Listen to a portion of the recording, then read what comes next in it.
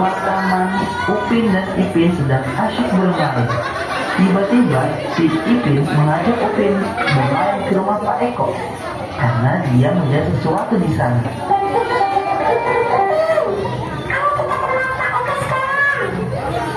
Ada apa, Ipin?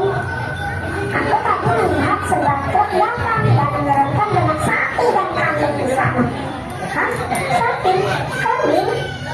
Iya, sapinya ada 7 dan kambingnya ada banyak sekali. Mungkin 10, 12 atau berapa ya? Ayo kapan kita ke sana yuk? Ayo, tapi kita ajak si Mail yuk, biar kita tambah ramai. Ayo kita ke rumahnya. Upin dan Ipin pun berjalan menuju ke rumah Mail. Mail, ayo kita ke depan rumah Pak Eko. Kata Ipin, ada banyak sapi dan kambing di sana. Sapi dan kambing. Aku tuh sudah sering lihat sapi dan kambing. Kakekku di desa juga punya banyak di sana. Tapi kata kamu sapi dan kambing kakekmu masih kecil-kecil. Di depan rumah Pak Eko, sapinya besar-besar. Kambingnya juga gemuk-gemuk. Ada tingginya setinggi kamu. Iya Mail, seperti kamu tingginya. Ayo kita berkumpul ke sana. Ajak si Mail. Akhirnya Upin, Ipin, dan Mail berjalan menuju rumah Pak Eko. Anak-anak, jangan terlalu dekat melihat sapi dan kambingnya ya. Nanti mereka mengamuk.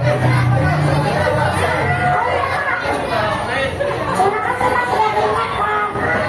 Iya, sama-sama. Pak Eko, kenapa sapi dan kambing ini ada di dekat rumah Pak Eko? Oh, itu sapi kambing ini adalah hewan kurban untuk nanti di hari raya Idul Adha. Wah, tidak terasa Idul Adha sudah datang ya. Pak Eko, tapi kenapa hewan yang dikorbankan hanya sapi dan kambing, Pak? Kalian mau tahu cerita awal mula ibadah kurban?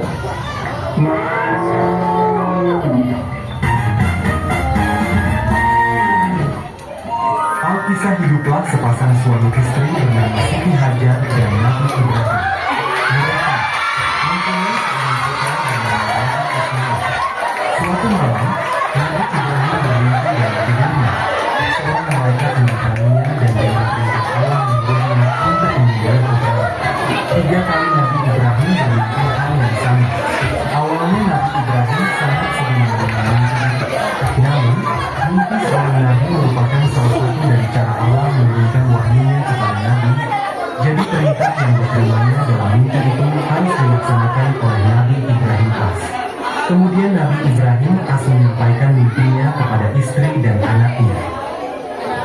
Tolong kamu pakaikan anak kamu Ismail pakai yang paling baik dan paling bagus karena aku akan pergi berziarah dengannya. Lalu datanglah 3 setan yang menggoda dan merayu Nabi Ibrahim. Apakah kamu tidak memperhatikan badannya yang gagah, parasnya yang tampan, dan perilakunya yang santun? Itu semua benar. Ismail anak yang soleh. Gila kau setan. Kenapa engkau tega menyembelihnya? Siapa yang akan meneruskan perjuangan kamu? Allah takkan bawanya dan agamanya. Pergilah kau setan. Bagaimana tidak lenyap kalau kau menyembelihnya? Ismail anak tunggalmu. Ya, tetapi aku telah diperintah oleh Tuhanku untuk menyembelihnya. Mati kau. Kemudian Nabi Ibrahim alaihissalam pergi bersama Ismail dekat dengan kota Mina. Dia juga membawa tali dan pisau yang tajam. Siti Hajar lalu berkata, "Semoga keselamatan selalu menyertaimu, wahai suamiku dan anakku." Usaha merayu Ibrahim pun gagal. 2 setan mencoba merayu Siti Hajar. Bagaimana boleh kamu hanya duduk saja, sedangkan Ibrahim pergi dengan anak kamu dengan hendak menyembelih anak kamu? Jangan berdusta.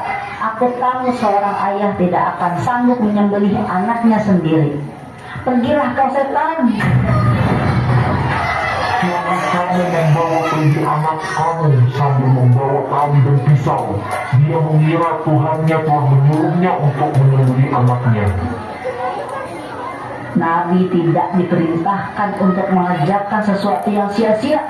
Tapi jika memang Allah telah memerintahkan perkara itu, aku sendiri bersedia untuk menurut perintah itu dengan jiwaku.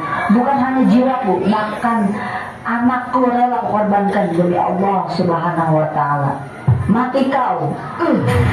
Usaha setan gagal lagi. Tetapi setan akan selalu berusaha dengan mencoba merayu Nabi Ismail. Di tengah perjalanan, dua setan ini akan menggoda Nabi Ismail. Nabi Ismail, kamu nampak bersenang-senang, sedangkan saat ini ayah kamu membawa tali dan pisau untuk menyembelih kamu. Jangan berdusta, hai iblis. Mengapa ayahku hendak menyembelihku? Matilah kau iblis. Dia mengira bahwa Tuhannya telah menyuruhnya demikian. Aku memperhatikan dan mentaati perintah Tuhanku. Matilah kau iblis. Hai anakku, sesungguhnya aku melihat dalam mimpi bahwa aku menyembelih kamu. Maka pikirkanlah apa pendapat kamu. Wahai ayahku, kerjakanlah apa yang diperintahkan kepada kamu. Insya Allah kamu akan mendapatiku termasuk orang-orang yang sabar. Bahagialah aku memiliki seorang putra yang taat kepada Allah, berbakti kepada orang tua, dan ikhlas menyerahkan dirinya untuk melaksanakan perintah Allah. Ibrahim pun memeluk Ismail, lalu mengikatnya dan membaringkannya di lantai. Sambil mengasah pisaunya, air matanya menetes. Agak lama ia melakukan itu, seakan-akan terjadi pertarungan batin antara ingin melaksanakan perintah Allah dengan kecintaannya kepada anaknya. Wahai ayahku, lepaskanlah ikatan tali di tangan dan kakiku ini, agar Allah tidak memandang aku sebagai orang yang terpaksa mentaati perintahnya. Kemudian letakkanlah pisau itu di leherku, agar malaikat-malaikat tahu bahwa putra Ibrahim alaihissalam telah mentaati perintah Allah dengan ikhlas. Lalu Nabi Ibrahim pun menelentangkan kedua tangan Ismail dan kedua kakinya yang tanpa ikatan serta memalingkan wajahnya ke tanah. Lalu menekan pisau dengan sekuat tenaganya. Namun dengan izin Allah ternyata pisau itu tidak bisa memotong leher Nabi Ismail. Wahai ayahku, kekuatan kamu menjadi lemah karena kamu masih menyimpan cinta kamu untukku. Oleh karena itulah kamu tidak bisa menyembelih aku. Lalu Nabi Ibrahim memukulkan pisau itu pada batu. Namun batu itu bisa terpecah menjadi dua. Wahai pisau, engkau mampu membuat batu itu, tetapi mengapa engkau tidak mampu memotong leher anakku? Turunlah malaikat Jibril dan menyampaikan pesan kepada Nabi Ibrahim. Wahai Ibrahim, engkau telah berhasil melaksanakan mimpimu. Demikianlah kami membalas orang-orang yang berbuat kebajikan. Sembelihlah kambing sebagai ganti engkau menyembelih anakmu. Allah sudah menerima ketaatanmu. Pahala dan kebaikan akan senantiasa menyertaimu. La ilaha illallah wallahu akbar. Allahu akbar walillahil hamd. Tiba-tiba malaikat Jibril membawa Ismail alaihissalam dan menggantikannya dengan seekor kambing yang sangat besar dan gede. Kemudian sebagai tebusan ganti nyawa Nabi Ismail yang telah diselamatkan itu, Allah memerintahkan Nabi Ibrahim menyembelih seekor kambing yang telah tersedia di sampingnya, dan segera dipotong leher kambing itu oleh beliau dengan parang yang tumpul di leher putranya Nabi Ismail namun tajam di atas leher kambing tersebut. Dan inilah asal permulaan sunnah berkurban yang dilakukan oleh umat Islam pada tiap hari raya Idul Adha di seluruh pelosok dunia. Wah, ternyata begitu cerita ibadah kurban. Ayo kita beri makan hewan-hewan kurbannya supaya jadi sunnah dulu.